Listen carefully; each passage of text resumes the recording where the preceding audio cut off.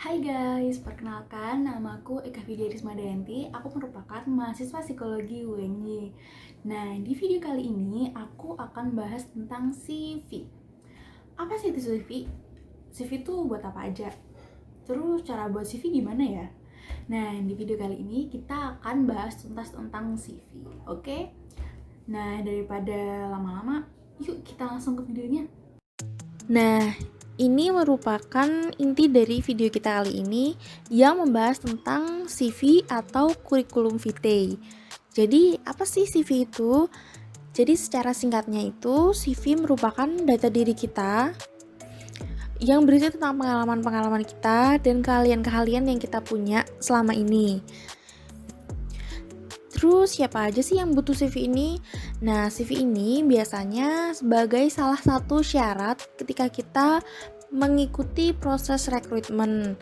Misalnya kalau teman-teman mahasiswa mau masuk organisasi, biasanya salah satu syaratnya itu melampirkan CV. Nah, buat teman-teman yang fresh graduate atau yang sedang mencari pekerjaan, salah satu syaratnya yaitu melampirkan CV. Terus buat CV itu kayak gimana sih? Oke, kita akan bahas di part selanjutnya. Oke, langsung aja kita sekarang masuk ke bagian step by step cara membuat CV.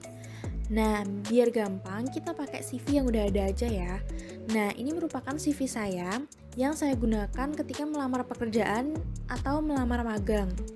Nah, di CV saya ini saya sudah mencantumkan beberapa elemen yang harus teman-teman cantumkan juga di CV teman-teman, karena ini merupakan bagian yang menurutku sangat penting ya. Jadi, ini bisa jadi nilai plus atau poin plus ketika nanti dilihat sama HR atau si recruiter. Nah, jika dilihat secara umum di CV ini, desain dari CV ini harus terlihat sangat profesional, dimana jangan terlalu bikin desain yang banyak elemen, jangan bikin desain yang terlalu rumit, pokoknya bikin desain yang elegan, yang mudah dilihat dan eye-catching atau lebih mudah untuk dibaca gitu ya. Terutama pemilihan font atau pemilihan huruf, tata letak itu juga akan mempengaruhi desain dari CV teman-teman. Itu juga harus diperhatikan agar CV teman-teman itu dilirik sama HRD atau tim recruiter. Oke, kita akan bahas bagian terpenting pertama yang harus ada di CV, yaitu ada identitas diri. Nah, di identitas diri ini, teman-teman jangan bikin identitas diri seperti yang ada di biodata. Kalau di biodata itu kan ada nama lengkap, nama panggilan, terus tempat tanggal lahir, alamat rumah, sampai golongan darah itu kan ada ya. Tapi di CV teman-teman ini nggak usah banyak-banyak, tapi berisi tentang informasi yang bisa ditangkap oleh HR.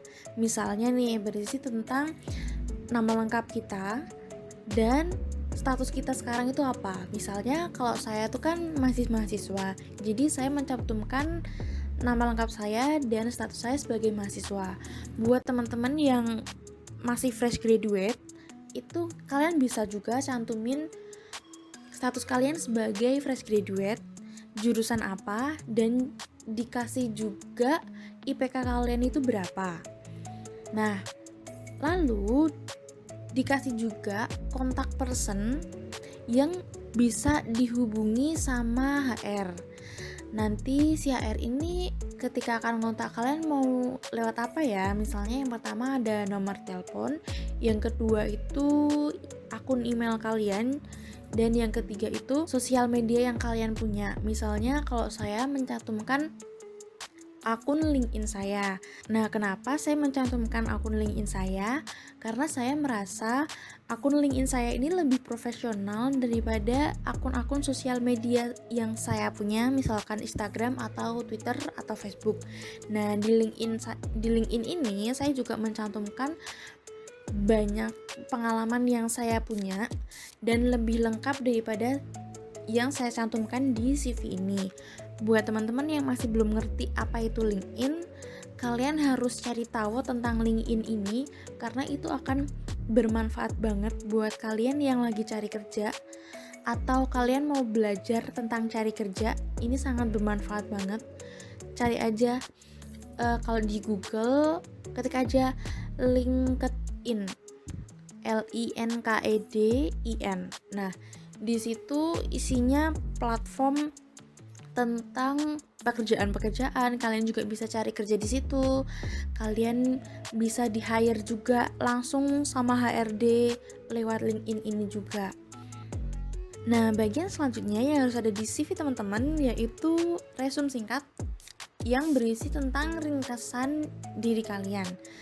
Nah, di sini kalian bisa menceritakan diri kalian itu tuh seperti apa. Kalian punya skill apa aja, kalian punya pengalaman apa aja, tapi harus ditulis secara singkat.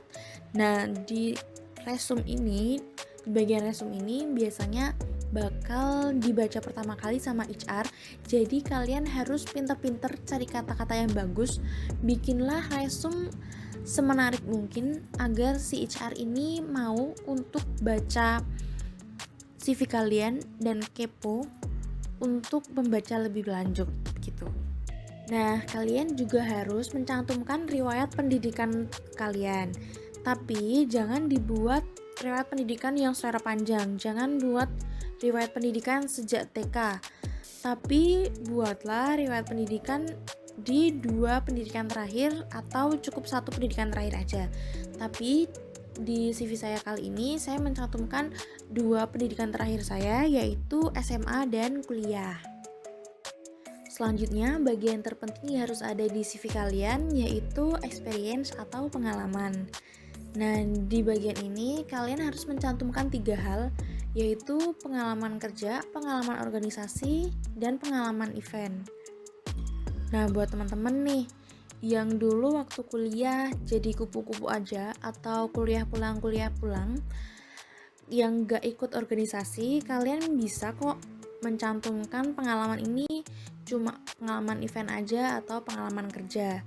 Tapi pengalaman kalau bisa sih ada 3-tiganya ya, pengalaman organisasi, pengalaman event, dan pengalaman kerja. Nah, buat adik-adik nih yang masih jadi maba atau masih jadi mahasiswa, ketika kalian masih punya kesempatan untuk gabung ke organisasi atau ikut event atau cari kerja sampingan atau part time gitu ya, coba aja ikut bergabung sama mereka ini, karena ya pengalaman itu harganya mahal gitu loh. Kalau kalian nggak punya pengalaman, ya kalian bakal belajar dari mana gitu ya. Itulah mengapa pengalaman ini sangat dibutuhkan ketika kita melamar pekerjaan. Bagian terpenting selanjutnya yang harus ada di CV yaitu keahlian atau skill. Di keahlian ini kalian bisa mencantumkan keahlian apa aja yang kalian punya. Dan biasanya keahlian ini yang dimasukin itu kayak soft skill gitu ya. Jadi bukan yang hard skill tapi yang soft skill, kayak misalnya kemampuan mengolah administrasi, terus editing foto, desain, public speaking, teamwork yang bagus, terus atau keahlian apa deh yang kalian punya, cantumin aja di CV kalian. Tapi keahliannya ini harus yang positif ya. Nah, bagian selanjutnya yang harus ada di CV yaitu penghargaan atau pencapaian.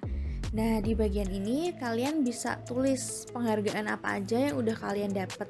Misalnya, kalau saya mencantumkan penghargaan saya itu sebagai peserta GPMF dengan judul Self Efficacy pada Mahasiswa Gap Year. Nah, teman-teman bisa mencantumkan penghargaan teman-teman selama ini, tapi jangan ditulis yang lebih dari 3 tahun. Jadi misalnya nih, kalau teman-teman tuh kan fresh graduate, kalian bisa mencantumkan penghargaan apa aja ketika kalian kuliah. Kalau kalian masih jadi mahasiswa nih, mau gabung organisasi, kalian bisa mencantumkan penghargaan yang kalian capai selama di SMA, misalnya menang lomba akhir atau apa kayak gitu.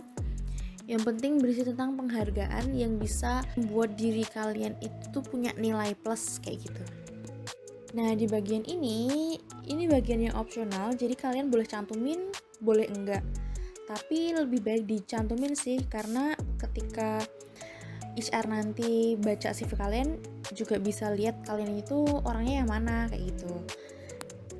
Oke, segitu dulu pembahasan tentang CV kita kali ini. Oh ya, aku punya satu tips nih ketika kalian mau buat CV. Lebih baik kalian membuat CV yang sesuai dengan syarat-syarat yang dicantumkan oleh perusahaan. Misalnya ketika perusahaan itu memberikan syarat tinggi minimal, itu kalian juga harus memasukkan tinggi minimal kalian itu di data diri. Terus misalnya perusahaan itu membuka lowongan tentang HR, nah kalian juga mencantumkan pengalaman pekerjaan itu yang mirip-mirip sama HR gitu ya. Terus kalau misalnya perusahaan itu perusahaan akuntansi nih, dia butuh karyawan akuntan kayak gitu. Kalian juga harus mencantumkan pengalaman-pengalaman kerja itu yang tentang finance, tentang accounting kayak gitu ya. Jadi buatlah CV kalian itu sesuai dengan perusahaan yang ingin kalian lamar. Nah, saya juga punya rekomendasi membuat CV yang gampang. Itu lewat web yang namanya canva.com. Nah, nanti kalian tinggal cari aja di Canva, ketik aja resume gitu. Nah, itu udah banyak banget template-template CV yang tinggal kalian ubah aja. Di situ template-nya bagus-bagus, udah professional look. Jadi kalian tinggal isi aja yang bagian-bagian yang sesuai dengan diri kalian. Oke? Oke, segitu dulu pembahasan kita hari ini tentang CV. Kalau teman-teman masih ada nggak paham tentang CV itu apa sih? Nah, kalian bisa komen di bawah ini ya, atau bisa menghubungi lewat Instagram aku di @epuumuy atau melalui emailku di evidia@gmail.com. Oke, terima kasih.